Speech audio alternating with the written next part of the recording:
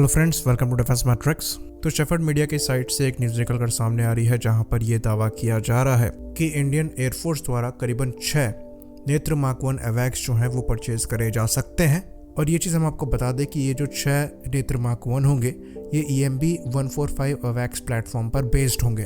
तो ऐसे 3 अवैक्स जो हैं वो पहले से ही इंडियन एयरफोर्स की सर्विस में है, जिसमें से एक एयरक्राफ्ट जो है वो टेस्टिंग के लिए यूज़ किया जाता है और 2 जो हैं वो कम्प्लीटली ऑपरेशनल सर्विस में है। बाकी हम ये भी जानते हैं कि एयरबस A321 पर बेस्ड करीबन 6 अवैक्स भी बनाए जा रहे हैं जो कि नेत्र मार्क 2 के नाम से जाने जाते हैं। तो ये जो 6 A321 हैं ये एयर इंडिया से लिए गए हैं और इनको अवैक्स प्लेटफॉर्म में कन्वर्ट किया जाएगा और आने वाले 5 सालों में इनकी जो डिलीवरी है वो इंडियन एयरफोर्स को होनी चालू हो जाएगी। तो अगर हम करंटली सर्विस की बात करें तो इंडियन एयरफोर्स द्वारा 3 फैल्कन अवैक्स यूज़ किए जाते हैं जो कि बड़े अवैक्स हैं। 6 नेत्र मार्क 1 यूज़ किए जाते हैं जिसमें से 2 जो हैं वो रेगुलर सर्विस में है।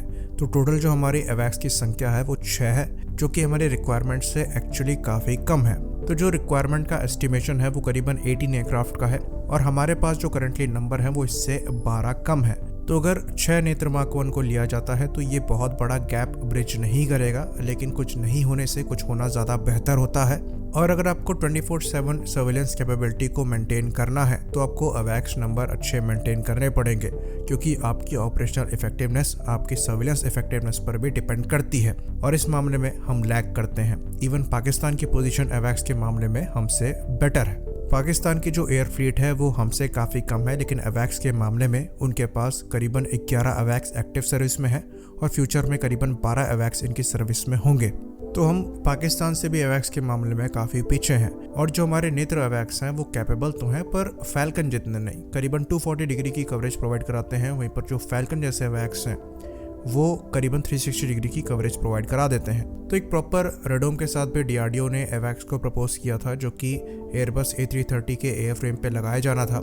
इस पर भी कई मॉडल्स जो हैं वो निकल कर सामने आए हैं, पर जो प्रोग्रेस है उस पर अभी क्लैरिटी जो है वो नहीं है। नेत्र मार्क 2 की बात करें तो इसे आप एक इंटरिम सॉल्यूशन कह सकते हैं जो कि बजट कंस्ट्रेंट की वजह से अडॉप्ट किया गया है, जहां पर एयरक्राफ्ट जो है वो एयर इंडिया से लिए गए हैं और जो रडार लगेगा वो नेत्र अवैक्स में लगे हुए रडार का ही एक एडवांस वर्जन होगा। तो अगर ये नेत्र मार्क 1 को 6 और ले लिया जाता है और 6 जो नेत्र मार्क 2 आने वाले थे वो भी सर्विस में आएंगे तो जो हमारी 18 अवैक्स की रिक्वायरमेंट है वो यहाँ से पूरी होती है, क्योंकि 6 अवैक्स हमारे पास पहले से ही सर्विस में है। तो अपनी रिक्वायरमेंट के हिसाब से नंबर्स जो हैं वो यहाँ पर हम बिल्ड कर लेंगे, पर 18 की जो रिक्वायरमेंट है वो करंट है। फ्यूचर में हमें अवैक्स के और भी नंबर चाहिए होंगे और इसीलिए ये बहुत ज़रूरी है कि जो 360 डिग्री कवरेज वाला अवैक्स प्रपोज किया गया है उस पर भी काम चले, ताकि फ्यूचर में हम उस प्लेटफॉर्म को अडॉप्ट कर सकें और अपने फ्यूचर फाइटर्स के साथ उसे ऑपरेट कर सकें।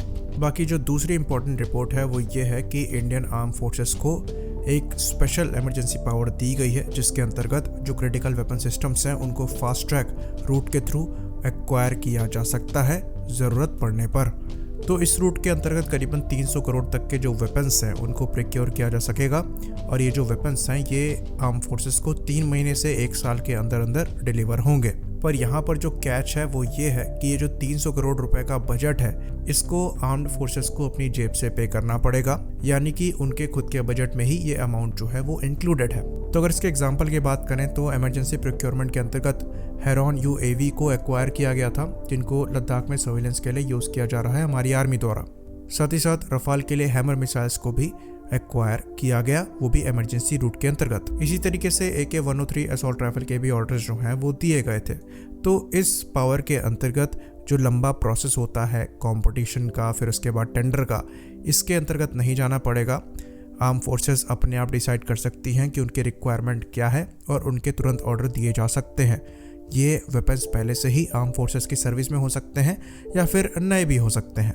तो इस प्रोसेस के अंतर्गत जो डिप्लोमेटिक दाव पेच है उसको हटा दिया गया है और इसको हम एक वेलकम मूव की तरह देख सकते हैं। तो ये जो रूट है ये स्पेशली उन केसेस में अच्छा होता है जहां पर आर्म फोर्सेस को लगता है कि जो सिचुएशन है वो ख़राब हो सकती है और इस चीज़ को दिमाग में रखते हुए वो अपने वेपन्स के स्टॉक को बढ़ाना चाहते हैं, तो बिना किसी समय को वेस्ट किए हुए वो ये काम कर सकते हैं इस इमरजेंसी रूट के थ्रू, जैसा कि पास्ट में हमने देखा है। आई होप इन्फॉर्मेशन यहाँ पर क्लियर हो। इसी बात पर हम इस वीडियो को भी ख़त्म करेंगे। लाइक करिए, सब्सक्राइब करिए। जय हिंद।